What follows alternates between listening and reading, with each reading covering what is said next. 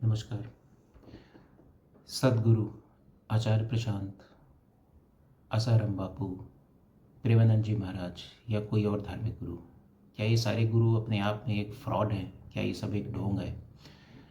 इस टॉपिक को हम आज थोड़ा सा डिस्कस करेंगे, क्योंकि आज के जो न्यूज़ में या आज के जो सिनेरियो में पिछले कुछ सालों से हमेशा हम देखते आए हैं कि जब भी हम किसी एक धर्म गुरु के प्रति अपनी आस्था बनाते हैं और कुछ समय के बाद कोई ना कोई जो धर्म गुरु है वो किसी न किसी फ्रॉड में या किसी न किसी स्कैम में उसका निकलता है और फिर वहाँ पे हमारा विश्वास टूटता है, तो वहाँ पर हमेशा एक क्वेश्चन मार्क आता है, क्या ये जो अध्यात्म है या जो धर्म गुरु का जो रास्ता है ये अपने आप में एक फ्रॉड है? हमेशा ये क्वेश्चन हम रेज करते हैं कि ये धर्म अपने आप में क्या फ्रॉड है? क्या इसका मतलब ये हुआ कि हम जो नॉर्मल एक संसारिक जीवन जी रहे हैं क्या वही एक सच है? क्योंकि इसके अलावा जब भी हम किसी धर्म गुरु में अपनी आस्था प्रकट करते हैं तो वो एक फ्रॉड के रूप में निकल के आता है। मुझे अभी भी अच्छी तरह याद है जो आसाराम बापू, जब मैं अपने बचपन में था तो आसाराम बापू के बहुत बड़े इवेंट हुआ करते थे। 90s की बात है, जिसमें बहुत बड़े बड़े मैदान हुआ करते थे, राइट, जिसमें तकरीबन 1 लाख 1.5 लाख की जनसंख्या के लोग बैठे हुए होते थे और उनका आसाराम बापू जी का एक केबिन हुआ करता था और जिसमें वो बैठ के प्रवचन या राम कथा या श्री कृष्ण कथा कह रहे होते थे और लोग बड़े भाव से उनको सुनते थे।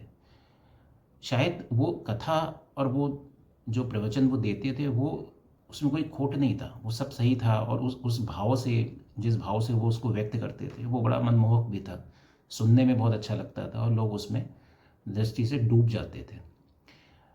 पिछले कुछ सालों में आई थिंक तकरीबन करीब मे बी 8-10 साल पहले ये आसाराम बापू का जो जो स्कैम निकला उनके आश्रम में जो चीज़ें होती थी, और उसके बाद से आसाराम बापू को जेल हुई और बहुत सारी अलग अलग चीज़ें हुई। तब से ये हमेशा एक शंका मन में हमेशा आती रही है ज़माने से कि क्या ये धार्मिक गुरु एक एक प्रोपोगंडा है? मतलब क्या ये सिर्फ एक चीज़ों को बताते हैं, लेकिन स्वयं वो चीज़ें वो कैसे करते हैं, क्या करते हैं, उनकी जो अपनी पर्सनल जर्नी है उसमें वो खुद वो फॉलो नहीं करते और चीज़ों को ऐसे ही वो आगे बता देते हैं। तो क्या ये अपने आप में सब कुछ एक ढोंग है? तो इसका सवाल देखिए, इसका जवाब हाँ भी हो सकता है और ना भी हो सकता है, लेकिन ये सवाल ही अपने आप में अजूबा है, क्योंकि इन सब धर्म गुरु को आगे बढ़ाने के लिए, इनको महागुरु बनाने के लिए जो योगदान होता है वो हमारा और आपका ही होता है। आज की डेट में जहाँ पर हम बात करें कि सद्गुरु जिनके ईशा फाउंडेशन है, इसके ऊपर बहुत से क्वेश्चन मार्क आ रहे हैं पिछले पिछले कुछ सालों से या पिछले कुछ महीनों से, और जिसमें ईशा फाउंडेशन पे बहुत सारे इल्ज़ाम भी लगाए गए हैं। और ये इल्ज़ाम हो सकता हो गलत भी हो, मैं यहाँ बिल्कुल नहीं कह रहा कि ये इल्ज़ाम सही या गलत होंगे, लेकिन फिर जब हम लोग इस बात पे जो निष्कर्ष निकालते हैं कि ये अध्यात्म या जो धर्म है ये अपने आप में एक बेकार चीज़ है, क्योंकि इसके जब शिक्षक ही बेकार होंगे तो उस शिक्षक जो जो पाठ्यक्रम बता रहे हैं, जो सिलेबस पढ़ा रहे हैं, वो उसकी भी क्या वैल्यू होगी? तो इसके लिए कहीं ना कहीं देखिए हम और आप ही जिम्मेदार होते हैं, क्योंकि हम ही हैं जो सदगुरु की अगर बात करें तो वो वासुदेव जी, उनका उनका रियल नाम है, उनको हम सदगुरु बनाने वाले हम और आप ही होते हैं। उनके मिलियंस फॉलोअर्स जो जो हैं वो हम और आप ही हैं जिन्होंने उनको महागुरु बनाया, उनको एक एक अलग लाइफ की तरफ मोड़ा। चाहे वो आसाराम बापू हो, चाहे वो सदगुरु हो, या आने वाले समय में कोई और भी हो।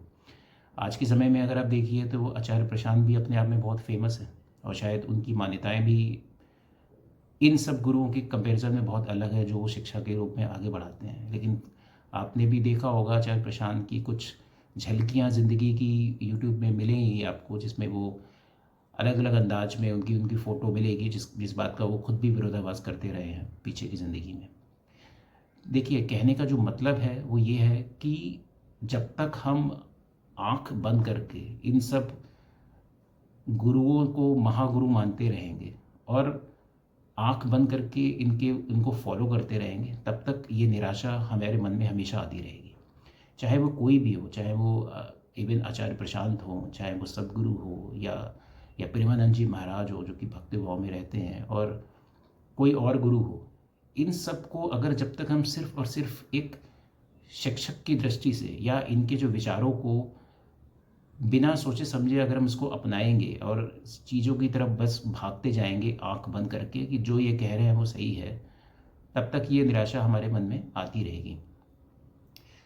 देखिए, इन सब चीज़ों में ये सारे जो भाव होते हैं, ये सारे जो विचार होते हैं, वो कहीं न कहीं बात सही भी होती है, लेकिन कभी भी इन बातों को उस व्यक्ति से जोड़ के हमको इस तरीके से नहीं देखना चाहिए। जैसे फॉर एग्ज़ाम्पल, आप अगर किसी डॉक्टर के पास जाते हो, तो डॉक्टर उस चीज़ का जो भी आपका मर्ज़ है, उसका इलाज बताता है।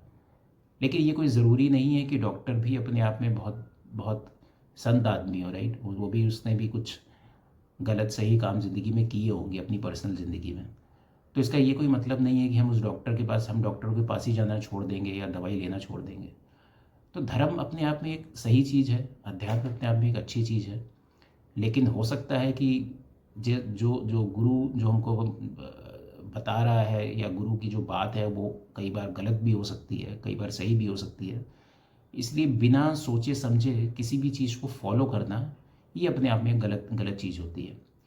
आपको ऐसा हो सकता है कि कई एक चीज़ अच्छी लगे प्रेमानंद महाराज जी की, कई एक चीज़ आपको अच्छी लगे आचार्य प्रशांत की, कुछ चीज़ें आपको अच्छी लगे ओशो की। तो जहाँ जहाँ से आपको जो बातें अच्छी लगती हैं, उसको आप अपने आप में ढालने की कोशिश करिए और सोचिए कि क्या ये बात मेरे लिए सही है?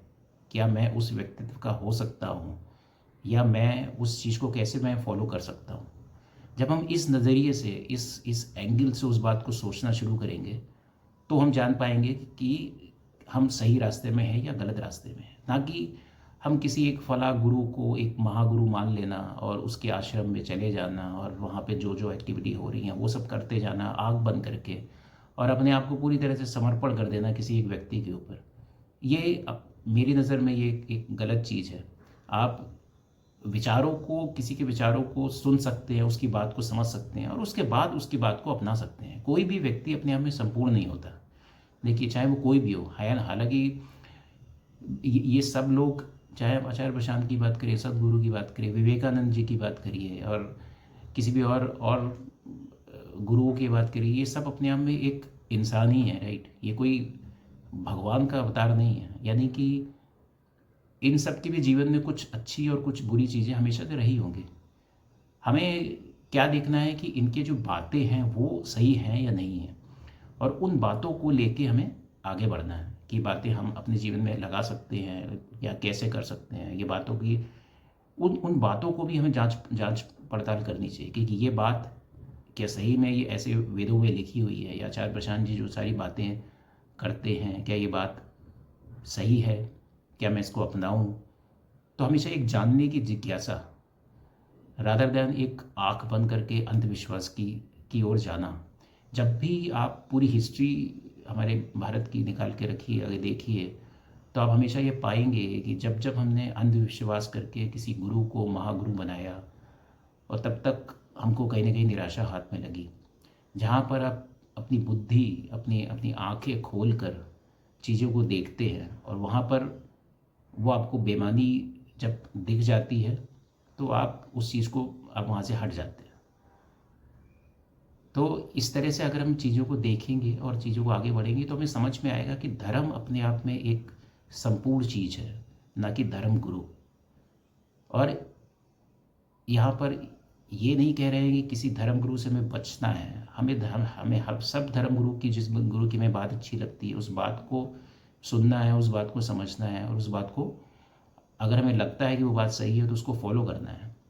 अब ये अलग बात है कि उस धर्म गुरु की जो अपनी पर्सनल लाइफ है, उस लाइफ में क्या चल रहा है, उस लाइफ से हमें कोई मतलब होना नहीं चाहिए। क्योंकि देख, अगर आप किसी स्कूल में भी आप देखते हो, राइट, कोई शिक्षक है जो कुछ बातें बताता है, कोई मैथ्स पढ़ाता है, तो हम उसके मैथ्स जो वो पढ़ा रहा है, जो वो सब्जेक्ट को पढ़ा रहा है, उस पर ध्यान देते हैं, रादर देन कि वो मैथ्स का टीचर अपनी पर्सनल लाइफ में कैसा है, या उसका कुछ पर्सनल जर्नी में ये चल रहा है, पॉजिटिव चल रहा है, निगेटिव चल रहा है, हम इस पर ध्यान नहीं देते।